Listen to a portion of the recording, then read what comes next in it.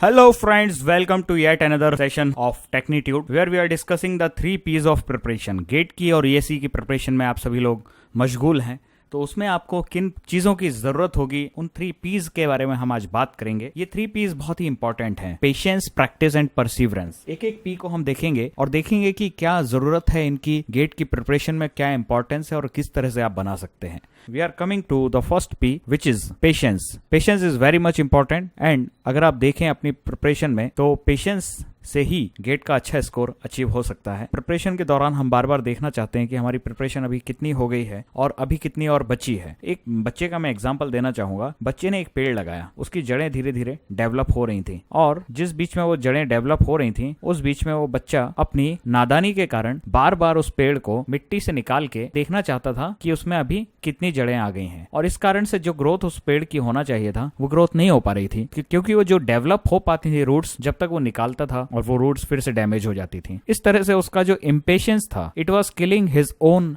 Work. वो hard work काफी place कर रहा था, लेकिन क्या हो रहा था कि जड़ें जो जितनी भी डेवलप होती थी उतने दिनों में, उनको वापस निकालने के चक्कर में एक तो टाइम भी काफी वेस्ट होता था और उन जड़ों को काफी नुकसान होता था। जब आप लर्न करते हैं तो आप केवल कॉन्शियसली लर्न नहीं करते, जो आपको दिख रहा है केवल वो लर्न नहीं करते, आपकी एक अनकॉन्शियस लर्निंग भी चलती रहती है। अनकॉन्शियस लर्निंग जैसे एक पेड़ के डेवलपमेंट में जो ऊपर में हमको दिखता है वो पत्तों का आना दिखता है, फूलों का आना दिखता है, लेकिन अनकॉन्शियस लर्निंग जिसको हम कहते हैं कि आपके रूट्स का डेवलपमेंट, आपके रूट्स का डेवलपमेंट साथ ही साथ चल रहा होता है, लेकिन आप उस अनकॉन्शियस लर्निंग को अगर आप एक्सप्लोर करने की कोशिश करेंगे तो कहीं ना कहीं डिस्टर्ब होता है। और ये एक चीज है जिसके माध्यम से हम समझ सकते हैं कि पेशेंस कितना इंपॉर्टेंट हो जाता है। अगर आप पेशेंस बनाए रखें और अपनी प्रिपरेशन को केवल कंटिन्यू रखें तो एक ना एक दिन आप इस पॉसिबिलिटी को अचीव कर सकते हैं। घड़ी पर अगर आप ध्यान दें तो घड़ी के 2 कांटे हमेशा चलते हुए दिखेंगे आपको, और आपको अपनी प्रिपरेशन के दौरान बस ये ध्यान रखना है, बार बार क्लॉक की तरफ नहीं देखना है, क्लॉक की तरफ नहीं देखना है कि कितना टाइम जा चुका है और कितना टाइम मेरे पास बचा है। आपको बस घड़ी से एक ही चीज सीखना है कि you have to keep walking, you have to keep walking, चलते रहना है, कीप मूविंग।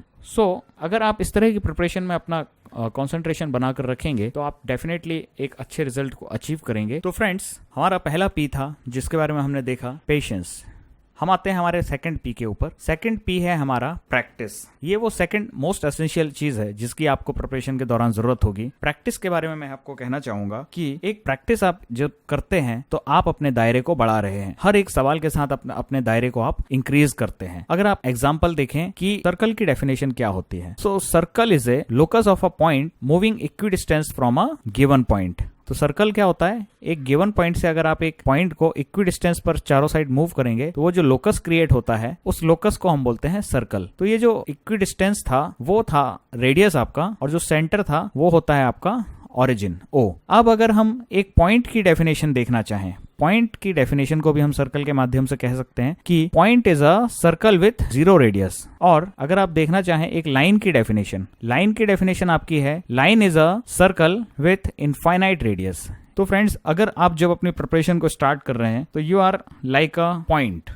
आपका नॉलेज सीमित है, लेकिन धीरे धीरे आपको इस रेडियस को इंक्रीज करना है और आपको अचीव करना है लाइन। हो सकता है कि पूरा का पूरा नॉलेज हम अभी इस पर्टिकुलर एग्जाम में अचीव ना भी कर पाए, बाद में भी लाइफ है, बाद में भी हम सीखते रहेंगे, लेकिन हमको अपने दायरे को इंक्रीज करते रहना है। हर एक क्वेश्चन से आप इस अपने दायरे को इंक्रीज करते हैं, और प्रैक्टिस यही चीज है कि आप अपने दायरे को कहां से कहां ले जा रहे हैं। अगर आप अपने दायरे को रोज थोड़ा थोड़ा इंक्रीज करेंगे तो डेफिनेटली एक दिन गेट और ESE जैसे एग्जाम्स आपके इस दायरे में समझ आएंगे और आप अचीव कर पाएंगे। Definitely you will target this 2018 for the year कि आपका डायमीटर इतना हो जाए कि आप गेट और ESE जैसे एग्जाम्स में एक अच्छा स्कोर अचीव कर पाएं। लास्ट पी हमारा जो है वो है perseverance. Perseverance is hard work.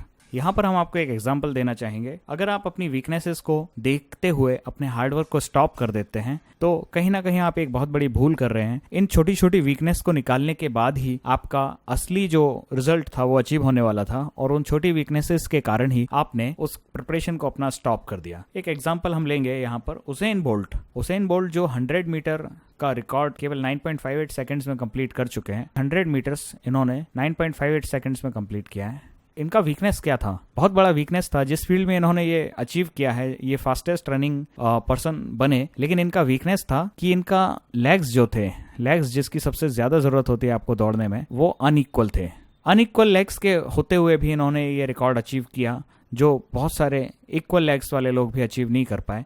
It was because of perseverance, it was because of hard work. So इस हार्ड वर्क को हमको हमेशा याद रखना है अपनी प्रिपरेशन के दौरान, और हार्ड वर्क को एक हैबिट की तरह हमको बना लेना है। अगर हमने हार्ड वर्क को एक हैबिट बना लिया और जिस दिन अगर हमने वो हार्ड वर्क नहीं किया और हमको लगे कि कुछ अधूरा रह गया आज का दिन, तब हमारा जाके अचीव होता है वो चीज जो एक अच्छा स्कोर कहलाता है गेट में या एक अच्छी रैंक कहलाती है ईएससी में। तो इन चीजों को अगर हम ध्यान रखेंगे, परसिवरेंस मीन्स हार्ड वर्क, इस हार्ड वर्क को अगर हम कंसिस्टेंटली मेंटेन रखेंगे अपनी प्रिपरेशन के दौरान, तब जाके हम एक अच्छा स्कोर और एक अच्छा कुछ और मोटिवेशनल थॉट्स को हम यहाँ पर फ्लोट करते रहते हैं। Please subscribe Technitude. Thank you, thanks a lot.